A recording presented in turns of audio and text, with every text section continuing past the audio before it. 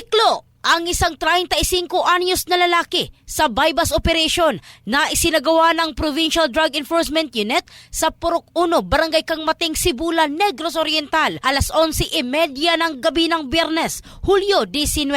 Wala nang nagawa ang drug suspect na si Rino na residente ng Lower Batingal, Dumaguete City, kundi ang dumapa ng kumpirmahin ng mga otoridad na ito ay bypass operation. Nakuha mula sa kanyang posisyon ang 422.6 grams ng pinaniniwalaang shabu na may average market value na 2.87 million pesos. Sa interview ng Brigada News FM Dumaguete kay Rino, inamin niya ang pagkakasangkot sa naturang iligal na aktibidad, ngunit nilinaw na bago pa lang siya sa gawain. Ayon sa sospek, noong mga panahong inalok sa kanya ang racket, buntis ang kanyang partner at kinailangan niya ng pera para sa panganganak nito. Sa ngayon, nag-aalala siya dahil kakapanganak lang ng kanyang partner at naaresto pa siya. Kasong paglabag sa Comprehensive Dangerous Drugs Act of 2002 ang isasampa sa naaresto. In the heart of changing lives, ito si Michelle Craste ng Brigada News